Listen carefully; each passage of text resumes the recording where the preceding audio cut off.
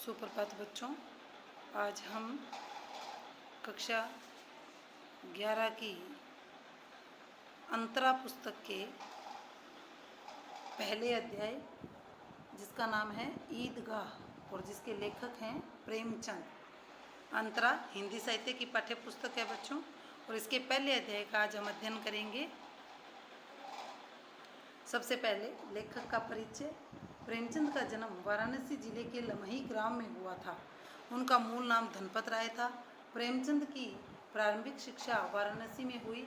Matric के बाद वे अध्यापन करने लगे। स्वाध्याय के रूप में उन्होंने बीए तक शिक्षा ग्रहण की। असहयोग आंदोलन के दौरान उन्होंने सरकारी नौकरी से त्यागपत्र दे दिया और पूरी तरह लेखन कार्य के प्रति समर्पित हो गए। प्रेमचंद ने अपने लेखन की शुरुआत पहले उर्दू में नवाब राय के नाम से की, बाद में हिंदी में लिखने लगे। उन्होंने अपने साहित्य में किसानों, दलितों, नारियों की वेदना और वर्ण व्यवस्था की कुरीतियों का मार्मिक चित्रण किया। वे साहित्य को स्वांत सुखाए न मानकर सामाजिक परिवर्तन का एक सशक्त माध्यम मानते थे। वे एक ऐसे साहित्यकार थे जो समाज की वास्तविक स्थिति को पैनी दृष्टि से देखने की शक्ति रखते थे। उन्होंने समाज सुधार और राष्ट्रीय भावना से ओतप्रोत अनेक उपन्यासों और कहानियों की रचना की। कथा संगठन, चरित्र चित्रण, कथोपकथन आदि की दृष्टि से उनकी रचनाएं बेजोड़ हैं। उनकी भाषा बहुत सजीव, मुहावरेदार और बोलचाल के निकट है। हिंदी भाषा को लोकप्रिय बनाने में उनका विशेष योगदान है। संस्कृत के प्रचलित शब्दों के साथ साथ उर्दू की रवानी इसकी विशेषता है, जिसने हिंदी कथा भाषा को नया आयाम दिया। उनकी प्रमुख कृतियां हैं मानसरोवर 8 भाग हैं, गुप्तधन, निर्मला, सेवा सदन, प्रेमाश्रम, रंगभूमि, कर्मभूमि, गबन, गोदान, करबला, संग्राम, प्रेम की वेदी, विविध प्रसंग, कुछ विचार। उन्होंने माधुरी, हंस, मर्यादा, जागरण आदि पत्रिकाओं का संपादन भी किया। इस पाठ्यपुस्तक में उनकी ईदगाह कहानी दी गई है। हिंदी में बाल मनोविज्ञान से संबंधित कहानियाँ बहुत कम लिखी गई हैं। प्रेमचंद उन दुर्लभ कथाकारों में से हैं जिन्होंने पूरी प्रामाणिकता और तन्मयता के साथ बाल जीवन को अपनी कहानियों में जगह दी है। उनकी कहानियाँ भारत की साझी संस्कृति और ग्रामीण जीवन के विविध रंगों से सराबोर हैं। ईदगाह प्रेमचंद की इन्हीं विशेषताओं को अभिव्यक्त करने वाली प्रतिनिधि कहानी है। इस कहानी में ईद जैसे महत्वपूर्ण त्यौहार को आधार बनाकर ग्रामीण मुस्लिम जीवन का सुंदर चित्र प्रस्तुत किया गया है। हामिद का चरित्र हमें बताता है कि अभाव उम्र से पहले बच्चों में कैसे बड़ों जैसी समझदारी पैदा कर देता है। मेले में हामिद अपनी हर चाह पर संयम रखने में विजयी होता है। साथ ही रुस्तमे हिंद चिमटे के माध्यम से प्रेमचंद ने श्रम के सौंदर्य और महत्व को भी उद्घाटित किया है। चित्रात्मक भाषा की दृष्टि से यह कहानी अनूठी है। ईदगाह कहानी जो है बच्चों, वो रमजान के पूरे 30 रोज़ों के बाद ईद आई है। कितना मनोहर, कितना सुहावना प्रभात है। वृक्षों पर कुछ अजीब सी हरियाली है। खेतों में कुछ अजीब रौनक है। आसमान पर कुछ अजीब लालिमा है। आज का सूर्य देखो कितना प्यारा, कितना शीतल है, मानो संसार को ईद की बधाई दे रहा है। गांव में कितनी हलचल है। ईदगाह जाने की तैयारियां हो रही है। किसी के जूते कड़े हो गए हैं, उनमें तेल डालने के लिए तेली के घर भागा जाता है। जल्दी जल्दी बैलों को सानी पानी दे दे। ईदगाह से लौटते लौटते दोपहर हो जाएगा। 3 कोस का पैदल रास्ता, फिर सैकड़ों आदमियों से मिलना भेंटना। दोपहर के पहले लौटना असंभव है। लड़के सबसे ज़्यादा प्रसन्न हैं। किसी ने एक रोज़ा रखा है, वह भी दोपहर तक। किसी ने वह भी नहीं, लेकिन ईदगाह जाने की खुशी उनके हिस्से की चीज़ है। रोजे बड़े बूढ़ों के लिए होंगे, उनके लिए तो ईद है। रोज़ ईद का नाम रखते थे, आज वह आ गई। अब जल्दी पड़ी है कि लोग ईदगाह क्यों नहीं चलते। इन्हें गृहस्थी की चिंताओं से क्या प्रयोजन। सेवैयों के लिए दूध और शक्कर घर में है या नहीं, इनकी बला से ये तो सेवैयाँ खाएंगे। वह क्या जाने कि अब्बाजान क्यों बदहवास चौधरी कायम अली के घर दौड़े जा रहे हैं। उन्हें क्या खबर कि चौधरी आज आंखें बदल ले तो यह सारी ईद मुहर्रम हो जाए। उनकी अपनी जेबों में तो कुबेर का धन भरा हुआ है। बार बार जेब से अपना खजाना निकाल कर गिनते हैं और खुश होकर फिर रख लेते हैं। महमूद गिनता है 1 2 10 12, उसके पास 12 पैसे हैं। मोहसिन के पास 1 2 3 8 9 15 पैसे हैं। इन्हीं अनगिनती पैसों में अनगिनती चीज़ें लाएंगे, खिलौने, मिठाइयाँ, बिगुल, गेंद और जाने क्या क्या। और सबसे ज़्यादा प्रसन्न है हामिद। वह 4-5 साल का गरीब सूरत दुबला पतला लड़का, जिसका बाप गत वर्ष हैजे की भेंट हो गया। माँ न जाने क्यों पीली होती होती एक दिन मर गई। किसी को पता न चला क्या बीमारी है, कहती तो कौन सुनने वाला था। दिल पर जो कुछ बीतती थी वह दिल में ही सहती थी, और जब न सह गया तो संसार से विदा हो गई। अब हामिद अपनी बूढ़ी दादी अमीना की गोद में सोता है और उतना ही प्रसन्न है। उसके अब्बा जान रुपये कमाने गए हैं, बहुत सी थैलियाँ लेकर आएंगे। अम्मी जान अल्लाह मियाँ के घर से उसके लिए बड़ी और अच्छी अच्छी चीज़ें लाने गई हैं। तो देखो बच्चों, लेखक ने इसमें एक छोटे से बच्चे को किस प्रकार से उसकी दादी बहला फुसला देती है कि उसके माता पिता इस दुनिया में नहीं हैं, लेकिन उनको वो बहलाती फुसलाती है, और उसी का बड़ा ही मनोविश्लेषणात्मक ढंग से वर्णन जो है लेखक ने किया है। इसलिए हामिद प्रसन्न है। आशा तो बड़ी चीज़ है, और फिर बच्चों की आशा, उनकी कल्पना तो राई का पर्वत बना लेती है। हामिद के पाँव में जूते नहीं हैं, सिर पर एक पुरानी दुरानी टोपी है जिसका गोटा काला पड़ गया है। फिर भी वह प्रसन्न है। जब उसके अब्बा जान थैलियाँ और अम्मी जान नियामतें लेकर आएंगी तो वह दिल के अरमान निकाल लेगा। तब देखेगा महमूद, मोहसिन, नूरे और सम्मी कहाँ से उतने पैसे निकालेंगे। अभागिन अमीना अपनी कोठरी में बैठी रो रही है। आज ईद का दिन और उसके घर में दाना नहीं। आज आबिद होता तो क्या इस तरह ईद होती, आती और चली जाती।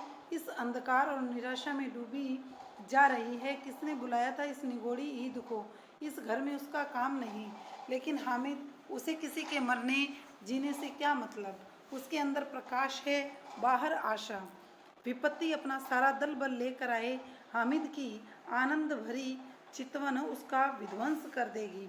हामिद भीतर जाकर दादी से कहता है, तुम डरना नहीं अम्मा, मैं सबसे पहले आऊँगा, बिल्कुल न डरना। अमीना का दिल कचोट रहा है। गांव के बच्चे अपने अपने बाप के साथ जा रहे हैं। हामिद का बाप अमीना के सिवा और कौन है। उसे अकेले में ले जाने कैसे दे। उस भीड़ भाड़ में बच्चा कहीं खो जाए तो क्या हो। नहीं, अमीना उसे यूँ न जाने देगी। नन्ही सी जान 3 कोस कैसे चलेगा, कैसे। पैर में छाले पड़ जाएंगे, जूते भी तो नहीं हैं। वह थोड़ी थोड़ी दूर पर उसे गोद ले लेगी, लेकिन यहाँ सेवैयाँ कौन पकाएगा। पैसे होते तो लौटते लौटते सब सामग्री जमा करके चटपट बना लेती। यहाँ तो घंटों चीज़ें जमा करते लगेंगे। मांगे ही का तो भरोसा ठहरा। उस दिन फहीमन के कपड़े सिले थे, 8 आने पैसे मिले थे। अब उस अठन्नी का ईमान की तरह बचाती चली आती थी इसी ईद के लिए, लेकिन कल ग्वालन सिर पर सवार हो गई तो क्या करती। हामिद के लिए कुछ नहीं है तो 2 पैसे का दूध तो चाहिए ही। अब तो कुल 2 आने पैसे बचे हैं,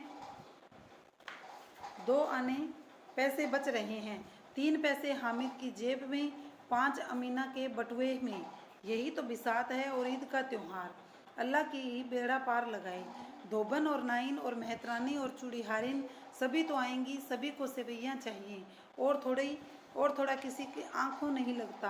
किस किस से मुंह चुराएगी, और मुंह क्यों चुराए। साल भर का त्यौहार है, जिंदगी खैरियत से रहे। उनकी तकदीर भी तो उसी के साथ है। बच्चे को खुदा सलामत रखे, दिन भी कट जाएंगे। गांव से मेला चला और बच्चों के साथ हामिद भी जा रहा था। कभी कभी सब के सब दौड़कर आगे निकल जाते, कभी किसी पेड़ के नीचे खड़े होकर साथ वालों का इंतजार करते। यह लोग क्यों इतना धीरे धीरे चल रहे हैं। हामिद के पैरों में तो जैसे पर लग गए हैं। वह कभी थक सकता है। शहर का दामन आ गया। सड़क के दोनों ओर अमीरों के बगीचे हैं। पक्की 4 दीवारी बनी हुई है। पेड़ों में आम और लीचियाँ लगी हुई हैं। कभी कभी कोई लड़का कंकड़ी उठाकर आम पर निशाना लगाता है। माली अंदर से गाली देता हुआ निकलता है। लड़के वहाँ से एक फ्लांग पर हैं, खूब हंस रहे हैं। माली को कैसा उल्लू बनाया है। बड़ी बड़ी इमारतें आने लगी। यह अदालत है, यह कॉलेज है, यह क्लब घर है। इतने बड़े कॉलेज में कितने लड़के पढ़ते होंगे। सब लड़के नहीं हैं जी, बड़े बड़े आदमी हैं सच। उनकी बड़ी बड़ी मूछें हैं, इतने बड़े हो गए हैं, अभी तक पढ़ने जाते हैं।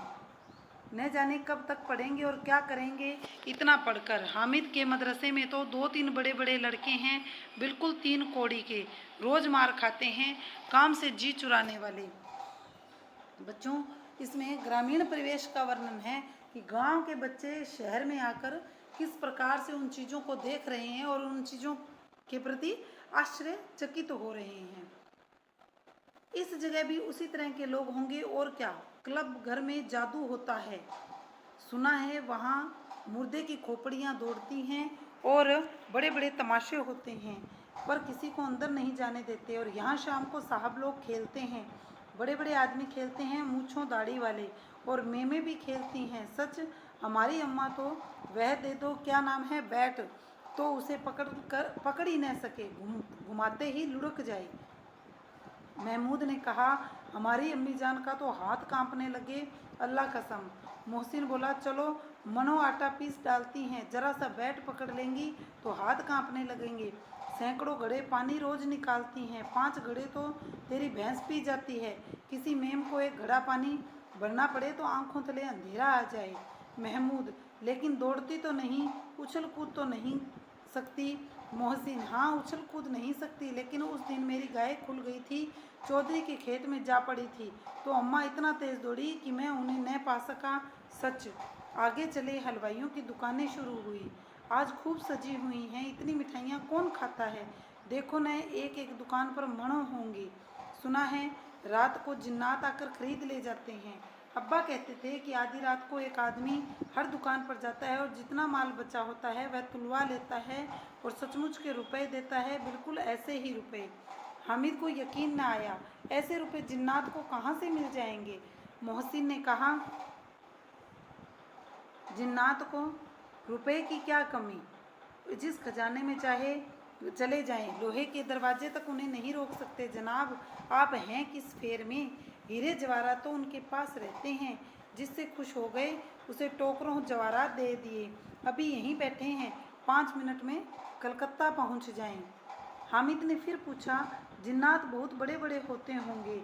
मोहसिन, एक एक आसमान के बराबर होता है जी, जमीन पर खड़ा हो जाए तो उसका सिर आसमान से जा लगे, मगर चाहे तो एक लोटे में घुस जाए। हामिद, लोग उन्हें कैसे खुश करते होंगे, कोई मुझे वह मंत्र बता दे तो एक जिन को खुश कर लूँ।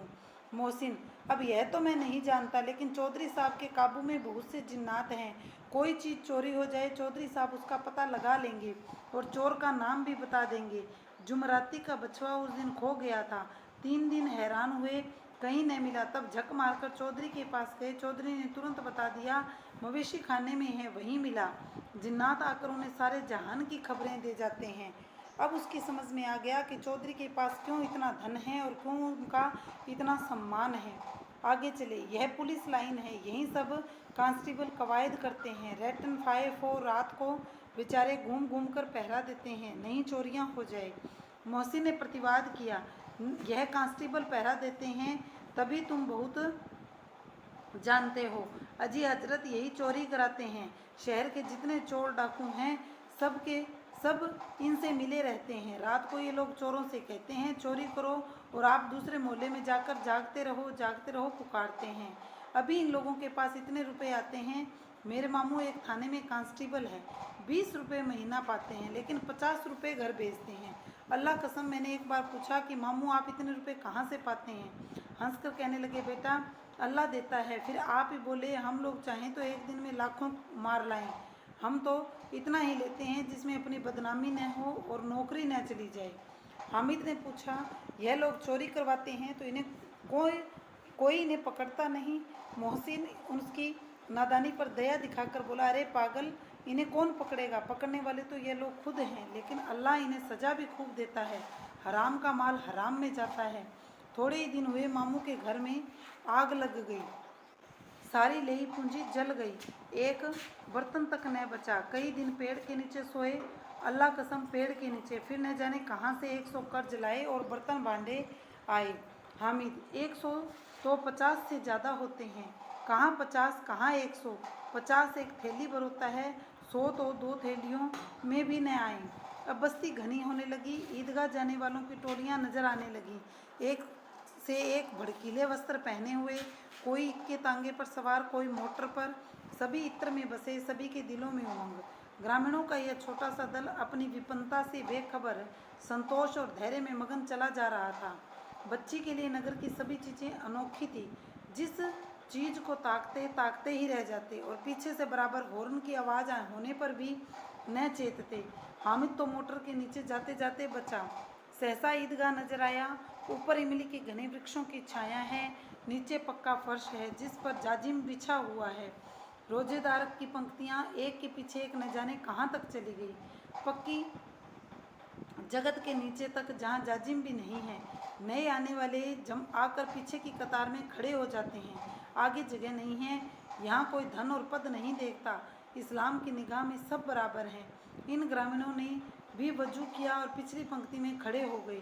कितना सुंदर संचालन है, कितनी सुंदर व्यवस्था। लाखों सिर एक साथ सिजदे में झुक जाते हैं, फिर सब के सब एक साथ खड़े हो जाते हैं, एक साथ झुकते हैं और एक साथ घुटनों के बल बैठ जाते हैं।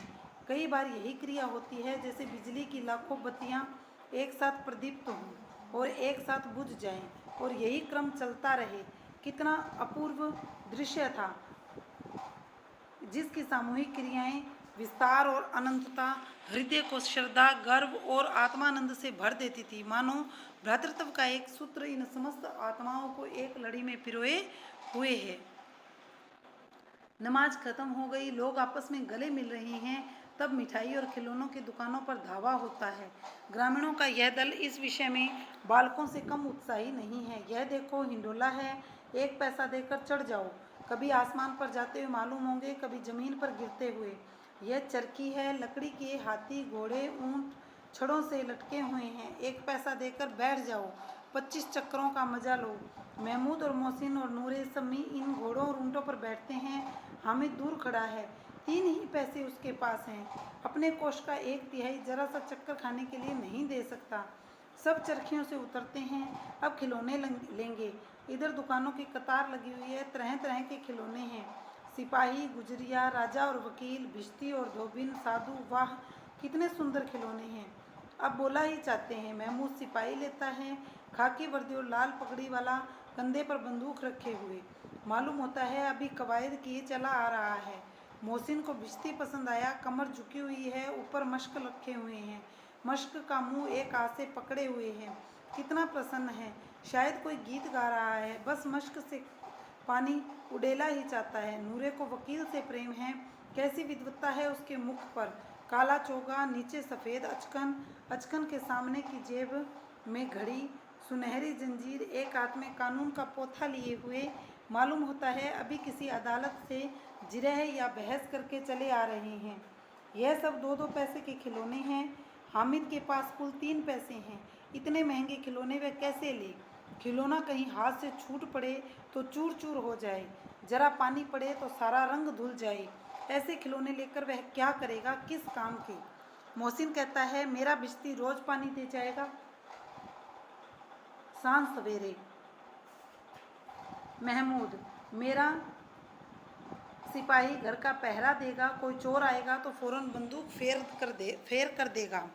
नूरे, और मेरा वकील खूब मुकदमा लड़ेगा। शम्मी, और मेरी धोबिन रोज कपड़े धोएगी। हामिद खिलौनों की निंदा करता है, मिट्टी के तो हैं, गिरे तो चकनाचूर हो जाएं, लेकिन ललचाई हुई आंखों से खिलौनों को देख रहा है। क्यों? क्योंकि बच्चों उसके पास पैसे नहीं हैं। उसके पास कुल 3 ही पैसे हैं। चाहता है कि जरा देर के लिए इन्हें हाथ में ले सकता है। उसके हाथ अनायास ही लपकते हैं, लेकिन लड़के इतने त्यागी नहीं होते, विशेषकर अभी जब अभी नया शौक है। हामिद ललचाता रह जाता है। खिलौनों के बाद मिठाइयाँ आती हैं। किसी ने रेवड़ियाँ ली हैं, किसी ने गुलाब जामुन, किसी ने सोन हलवा।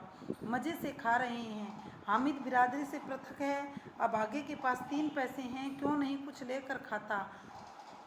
ललचाई आँखों से सबकी ओर देखता है।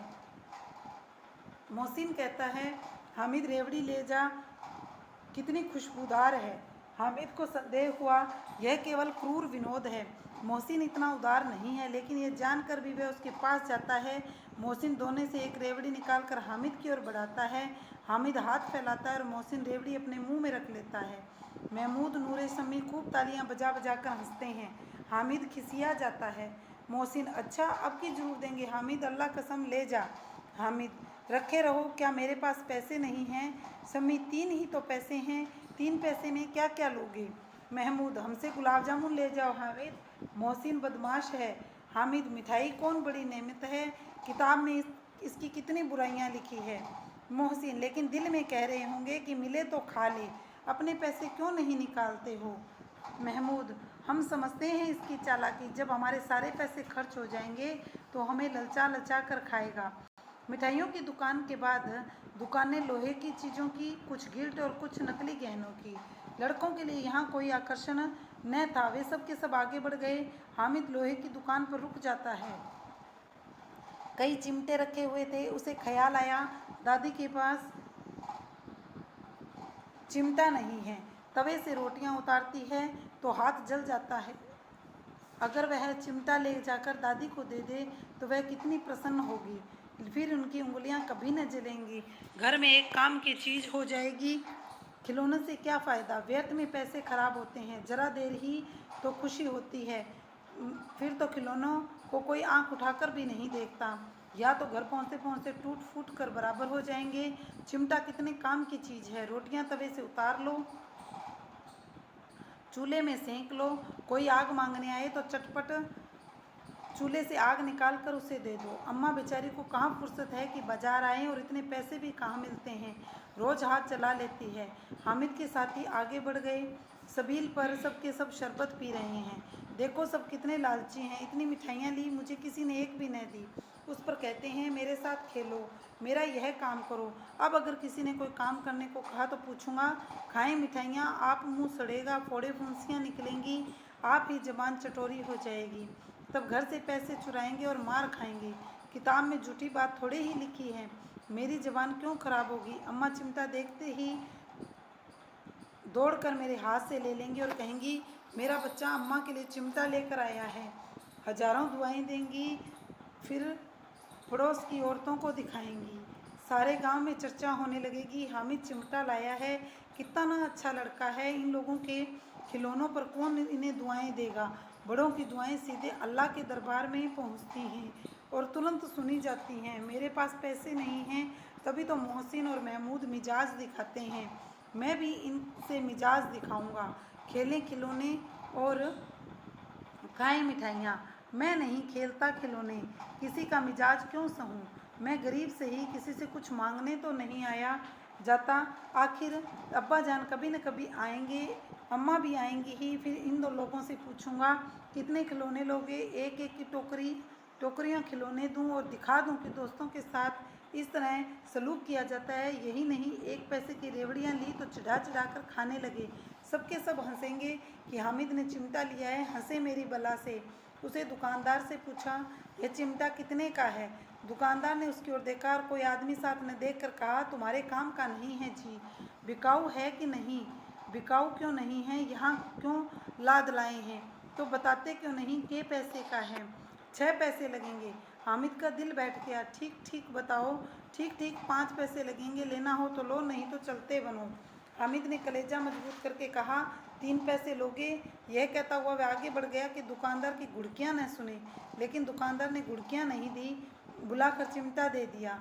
हामिद ने उसे इस तरह कंधे पर रखा मानो बंदूक हो और शान से अकड़ता हुआ संगियों के पास आया। जरा सुने सबके सब क्या आलोचनाएं करते हैं। मोहसिन ने हंसकर कहा यह चिमटा क्यों लाया पगले, इसे क्या करेगा। हामिद ने चिमटे को ज़मीन पर पटक कर कहा जरा अपना भिश्ती ज़मीन पर गिरा दो, सारी पसलियाँ चूर चूर हो जाएंगी बच्चे की।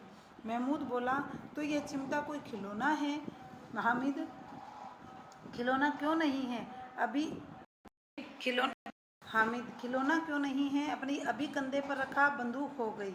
हाथ में लिया फ़कीरों का चिमटा हो गया। चाहूँ तो इसे मजीरे का काम ले सकता हूँ। एक चिमटा जमा दूँ तो तुम लोगों के सारे खिलौनों की जान निकल जाए। तुम्हारे खिलौने कितना ही जोर लगाएं, मेरे चिमटे का बाल भी बांका नहीं कर सकते। मेरा बहादुर शेर है चिमटा। शम्मी ने खंजरी ली थी, प्रभावित होकर बोला मेरी खंजरी से बदलोगे, 2 आने की है। हामिद ने खंजरी की ओर उपेक्षा से देखा।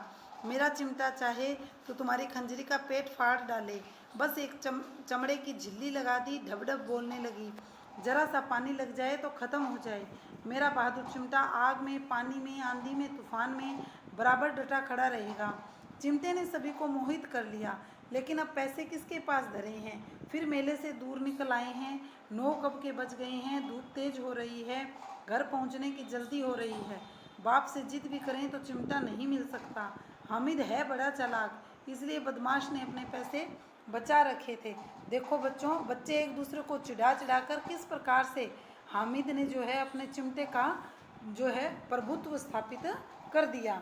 अब बालकों के 2 दल हो गए हैं। मोहसिन, महमूद, समी और नूर एक तरफ हैं, हामिद अकेला दूसरी तरफ। शास्त्रार्थ हो रहा है। समी तो विधर्मी हो गया, दूसरे पक्ष से जा मिला, लेकिन मोहसिन, महमूद और नूरे भी हामिद से 1-1, 2-2 साल बड़े होने पर भी हामिद के आघातों से आतंकित हो उठे। उसके पास न्याय का बल है और नीति की शक्ति। एक और मिट्टी है, दूसरी ओर लोहा।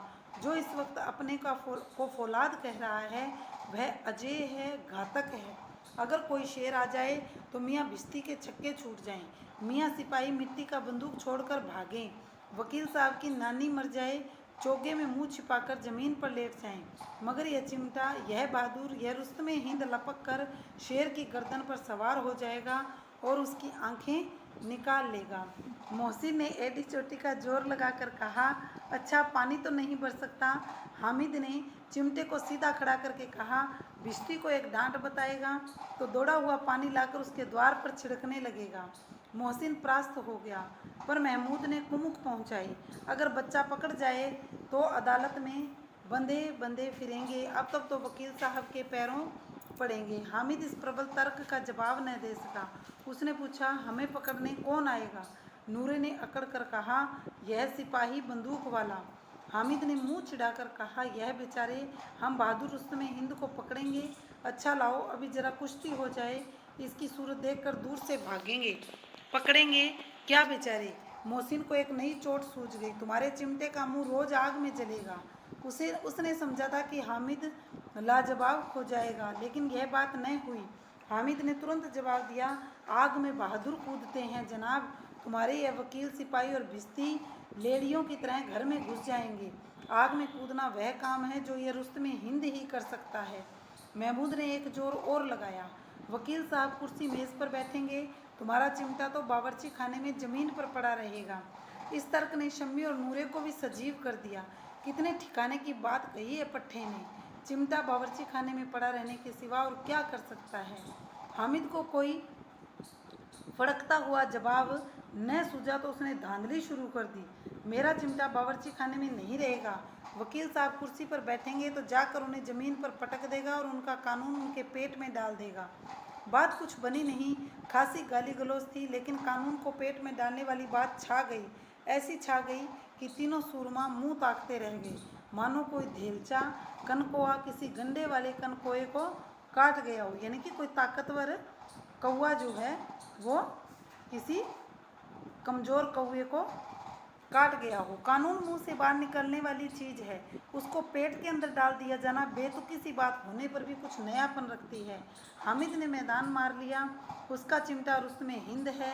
अब उसमें मोहसिन, महमूद, नूरे, सम्मी किसी को भी आपत्ति नहीं हो सकती। विजेता को हारने वालों से भी जो सत्कार मिलना स्वाभाविक है वह हामिद को भी मिला। औरों ने 2-3-3, 4-4 अन्य पैसे खर्च किए पर कोई काम की चीज़ न ले सके।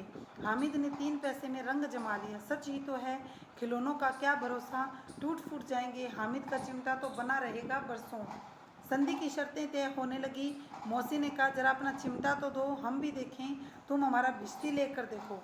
महमूद और नूरे ने भी अपने अपने खिलौनों की पेशकश की। हामिद को इन शर्तों के मानने में कोई आपत्ति न थी। चिमटा बारी बारी से सबके हाथ में गया। उनके खिलौने बारी बारी से हामिद के हाथ में आए। कितने खूबसूरत खिलौने हैं। हामिद के हारने वालों के आंसू पूछे, मैं तो तुम्हें चिढ़ा रहा था। सच ये चिमटा भला इन खिलौनों की क्या बराबरी करेगा। मालूम होता है अब बोले। लेकिन मोहसिन की पार्टी को इस दिलासे से संतोष नहीं होता। चिमटे का सिक्का खूब बैठ गया है। चिपका हुआ टिकट अब पानी से नहीं छूट रहा है। मोहसिन, लेकिन इन खिलौनों के लिए कोई हमें दुआ तो न देगा। महमूद, दुआ तो को लिए फिरते हो, उल्टे मार न पड़े। अम्मा जरूर कहेंगी कि मेले में यही मिट्टी के खिलौने तुम्हें मिले। हामिद को स्वीकार करना पड़ा कि खिलौनों को देखकर किसी की माँ इतनी खुश न होगी जितनी दादी चिमटे को देख कर होंगी। 3 पैसों के में तो उसे सब कुछ करना था। उन पैसों के उपयोग पर पछतावे की बिल्कुल ज़रूरत न थी। फिर अब तो चिमटा रुस्तमे हिंद है और सभी खिलौनों का बादशाह। रास्ते में महमूद को भूख लगी। उसके बाप ने केले खाने को दिए। महमूद ने केवल हामिद को साझी बनाया। उसके अन्य मित्र मुंह ताकते रह गए। यह उस चिमटे का ही प्रसाद था। 11 बजे गांव में हलचल मच गई। मेले वाले आ गए। मोहसिन की छोटी बहन ने दौड़कर भिश्ती उसके हाथ से छीन लिया। मारे खुशी के जो उछली तो मियाँ भिश्ती नीचे आ रहे और सुरलोक सिधारे। इस पर भाई बहन में मारपीट हुई। दोनों खूब रोए। उसकी अम्मा यह शोर सुनकर बिगड़ी और दोनों को ऊपर से 2-2 चांटे और लगाए। मियाँ नूरे के वकील का अंत उनके प्रतिष्ठा अनुकूल इससे ज़्यादा गौरव में हुआ। वकील जमीन पर या ताक पर तो नहीं बैठ सकता। उसकी मर्यादा का विचार तो करना ही होगा। दीवार में जो 2 खूंटियाँ गाड़ी गई उन पर लकड़ी का एक पटरा रखा गया। पटरे पर कागज़ का कालीन बिछाया गया। वकील साहब राजा भोज की भांति सिंहासन पर विराजे। नूरे ने उन्हें पंखा झेलना शुरू किया। अदालतों में खस की टटियाँ और बिजली के पंखे रहते हैं, क्या यहाँ मामूली पंखा भी न हो? कानून की गर्मी दिमाग पर चढ़ जाएगी कि नहीं? बांस का पंखा आया और नूरे हवा करने लगा। मालूम नहीं पंखे की हवा से या पंखे की चोट से वकील साहब स्वर्गलोक से मृत्युलोक में आ रहे। उनका माटी का चोला माटी में मिल गया। फिर बड़े जोर शोर से मातम हुआ और वकील साहब की अस्थि घूर पर डाल दी गई। अब रहा महमूद का सिपाही। उसे चटपट गांव का पहरा देने का चार्ज मिल गया। लेकिन पुलिस का सिपाही कोई साधारण व्यक्ति तो था नहीं जो अपने पैरों चले। वह पालकी पर चलेगा। एक टोकरी आई, उसमें कुछ लाल रंग के फटे पुराने चिथड़े बिछाए गए जिसमें सिपाही साहब आराम से लेटे। नूरे ने यह टोकरी उठाई और अपने द्वार का चक्कर काटने लगा। उनके दोनों छोटे भाई सिपाही की तरफ से छोने वाले जागते लहो पुकारते चलते हैं, मगर रात तो अंधेरी होनी चाहिए। महमूद को ठोकर लग जाती है और टोकरी उसके हाथ से छूटकर गिर पड़ती है। मियाँ सिपाही अपनी बंदूक लिए जमीन पर आ जाते हैं और उनकी एक टांग में विकार आ जाता है। महमूद को आज ज्ञात हुआ कि वह अच्छा डॉक्टर है।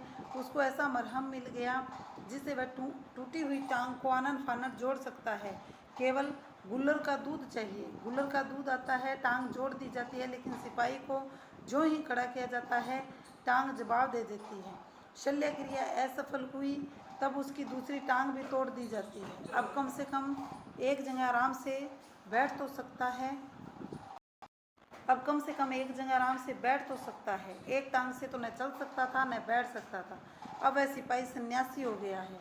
अपनी जगह पर बैठा बैठा पहरा देता है। कभी कभी देवता भी बन जाता है।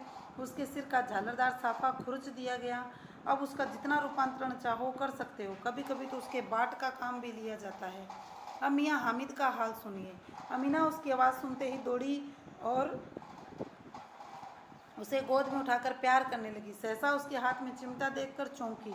यह चिमटा कहाँ था? मैंने मोल लिया है। कै पैसे में? 3 पैसे में। अमीना ने छाती पीट ली। और यह कैसा बेसमझ लड़का है। दोपहर हुआ, कुछ खाया न पिया, लाया क्या? चिमटा। सारे मेले में तुझे और कोई चीज़ न मिली जो ये लोहे का चिमटा उठा लाया? हामिद ने अपराधी भाव से कहा, तुम्हारी उंगलियां तवे से जल जाती थी इसलिए मैंने उसे लिया। बुढ़िया का क्रोध तुरंत स्नेह में बदल गया। स्नेह भी वह नहीं जो प्रगल्भ होता है। प्रगल्भ यानी कि कुछ समय के लिए होता है और अपनी सारी कसक शब्दों में बिखेर देता है।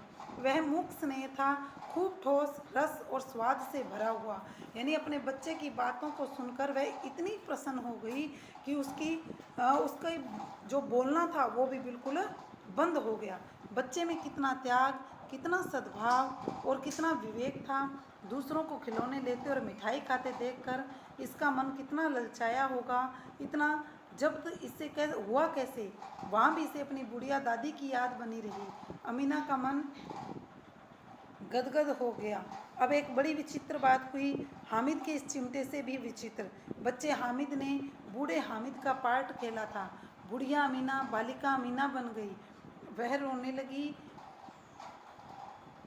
दामन फैलाकर हामिद को दुआएं देती जाती थी, आंसू की बड़ी बड़ी बूंदें गिराती जाती थी।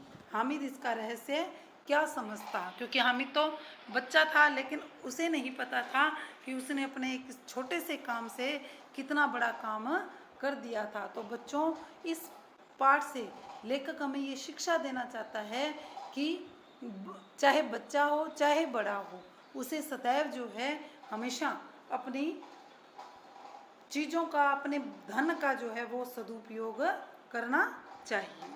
धन्यवाद।